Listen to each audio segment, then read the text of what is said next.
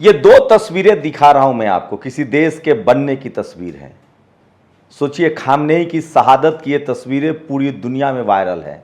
उनकी पोती, उनका बेटा, बहू, उनका पोता और उनका दामाद लारिजानी, चार उनके परिवार की सही शहादत हुई और खुद खामनेई। और ये जो तस्वीर है, ये देखिए, ये अमेरिका के बेरे की तस्वीर है, युद्धपोत की। कितना बड़ा विशाल युद्धपोत है। ये होर्मुज में कहीं आ गया था, घुस गया था फारस की खाड़ी में। ईरान ने कहा कि सलामती चाहते हो तो तुरंत लौट जाओ, निकल जाओ यहां से। कितना विशालकाय युद्धपोत है, उस पर एक हेलीकॉप्टर लैंड हो रहा है।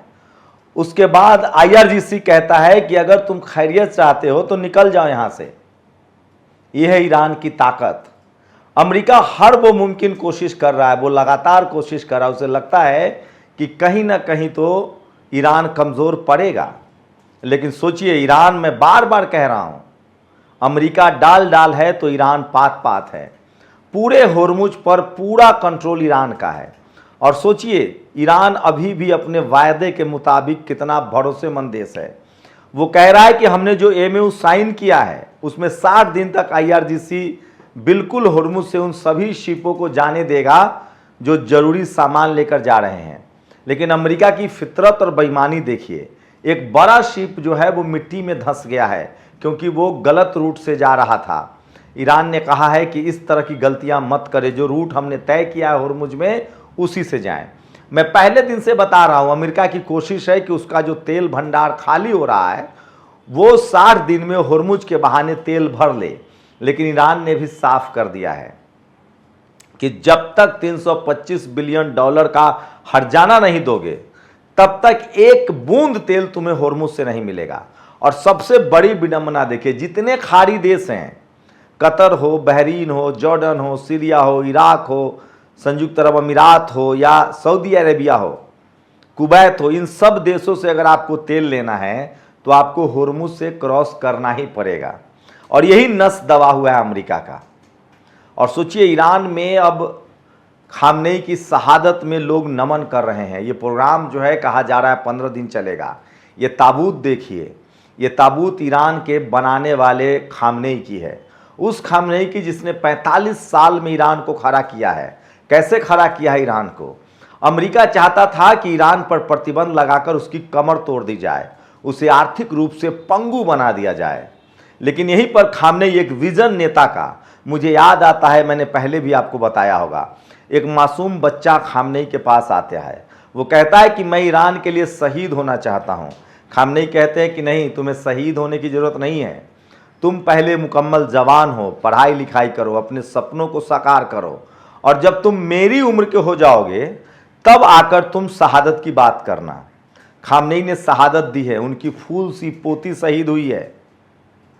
सोचिए, उसी ईरान में लगभग 200 बच्चियों की स्कूलों पर बम गिराया गया था। पूरी दुनिया ने देखा है, वो बम अमेरिका का था। खामनेई की पोती की शहादत हुई है, बहू की शहादत हुई है, दामाद की शहादत हुई है, बेटी की शहादत हुई है और एक पोते की भी शहादत हुई है। उसके बावजूद सोचिए, उस परिवार ने अपनी शहादत दी है ईरान के लिए। और ईरान में क्या बनाया? ईरान आज आत्मनिर्भर है, ईरान अपने पैरों पर खड़ा है। ईरान की फुटबॉल टीम के साथ अमेरिका में बेईमानी हुआ है, उसे जानबूझकर बाहर किया गया, उसके गोल को आउट बताया गया। ईरान की टीम भले वर्ल्ड कप से बाहर हो गई है, लेकिन उसने मैक्सिको को धन्यवाद कहा है। आप भाषा देखिए ईरान के लोगों की, चाहे आरजीसी कमांडर की भाषा देखिए, प्रवक्ताओं की भाषा देखिए, वो कह रहे हैं, उन सब की भाषा सधी हुई है। उसमें इतिहास है, भूगोल है, उसमें ह्यूमैनिटी है। ईरान की फुटबॉल टीम ने कहा है कि मैं मैक्सिको का बहुत शुक्रगुजार हूं, हम जा रहे हैं लेकिन मेरा दिल यही है, हम लोगों का दिल यही है। आपने जो हमारी मेहमानवाजी की है उसके लिए बहुत बहुत शुक्रिया। हम जाकर अपने ईरान के लोगों को बताएंगे कि मैक्सिको एक कितना शानदार मेज़बान और कितना बेहतरीन देश है।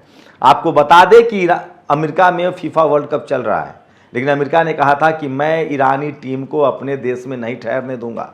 जबकि ईरान ने फुटबॉल के लिए क्वालिफाई किया है, 10 करोड़ की आबादी वाला देश है। उसके बाद ईरान की टीम को मैक्सिको ने कहा कि हम ठहराएंगे, मैक्सिको ने ठहराया। वो मैक्सिको से आते थे और फुटबॉल खेल के फिर वापस जाते थे। वो एक लॉन्ग जर्नी थी, थका देने वाली जर्नी थी। इस तरह की प्रतिबद्धता है ईरान के लोगों की। लेकिन ईरान की ईमानदारी देखिए भारत के प्रति।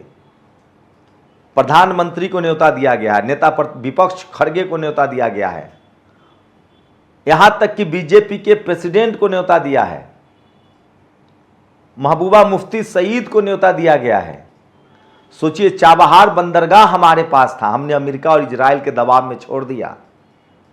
ईरान से तेल खरीदना हमेशा भारत के लिए आसान था, वो हमें अपने रुपए में तेल देता था। ऐसे संबंध थे ईरान के साथ हमारे। पाकिस्तान के मामले में कभी ईरान ने टांग नहीं अड़ाया, तब तक जब तक हमारी विदेश नीति फिलिस्तीन के साथ थी। हमारा अनबन तब शुरू हुआ जब हम ताकत के झूठे नमूने इजराइल के साथ खड़े हुए। इस पर बाद में बात करेंगे, लेकिन पहले तो हम ईरान की शहादत, खामनेई की शहादत, पूरी दुनिया के इंटेलेक्चुअल वहां पहुंचे हैं, भारत के भी दर्जनों प्रोफेसर्स वहां पहुंचे हैं, पूरी दुनिया के प्रोफेसर्स वहां पहुंचे हैं और खामनेई के ईरान को समझने की कोशिश कर रहे हैं। उस ईरान को जिसको 45 साल के प्रतिबंधों के बावजूद 75% महिलाएं वैज्ञानिक हैं। वहां जितनी महिलाएं हैं उसमें 75% वैज्ञानिक हैं, डॉक्टर हैं, साइंटिस्ट हैं, वो विज्ञान पढ़ती हैं। 99% लिटरेसी है, 95% लोग पीएचडी होल्डर हैं। खामनेई ने पूरा जोर जो था वो पढ़ाई लिखाई, स्कूल, अस्पताल और दवाई था। लेकिन पश्चिम मीडिया ने, गोरों की मीडिया ने उसे एक दकियानूस, आडंबर और महिला विरोधी राष्ट्र घोषित करने की बेईमान कोशिश की ताकि ईरान पर कब्जा कर लिया जाए। ठीक कहा था इटली के एक पत्रकार ने कि अमेरिका वही लोकतंत्र लाना चाहता है जहां तेल का भंडार हो, गैस का भंडार हो या सोने का भंडार हो। लेकिन ईरान ने साबित कर दिया। ईरान की ताकत का अंदाजा लगाइए। सिप देखिए किस तरह से IRGC कह रहा है इस विशाल का युद्धपोत को कि तुम चले जाओ, इसी में तुम्हारी खैरियत है, नहीं तो हम तुम्हें नेस्तनाबूद कर देंगे। 5वें बेड़े को ईरान ने आग में तब्दील कर दिया है। इस तरह के 16 से ज्यादा युद्धपोत डुबा दिए गए हैं, 50 से ज्यादा जेट गिरे हैं। आज अगर ईरान के सामने अमेरिका समझौते के लिए मजबूर है तो उसकी सबसे बड़ी वजह है उसकी अपनी वायु रक्षा प्रणाली। 50 से ज्यादा जेट गिरे हैं। अमेरिका का कोई भी जेट सुरक्षित नहीं है जो ईरान के आकाश में उड़े, ईरान की वायु रक्षा सीमा में उड़े और वो बच के आ जाए। ठीक कहा था पेजेस्कियन ने कि अगर हमारी हालत फिलिस्तीन जैसी होती तो हमें मलबे में तब्दील कर दिया जाता। अमेरिका दरअसल हम पर कब्जा करना चाहता है क्योंकि हमारे पास तेल और गैस का 40% अकेले का भंडार है। तो सोचिए, इस युद्ध ने पूरी दुनिया के लिए नए दरवाजे खोले हैं।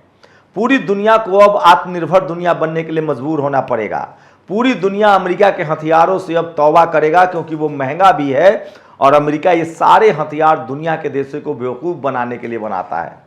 अब दुनिया भर के देश जो है वो ईरान की तरफ देख रहा है, वहाँ सस्ते ड्रोन, सस्ते मिसाइल की तकनीक को सीख रहा है।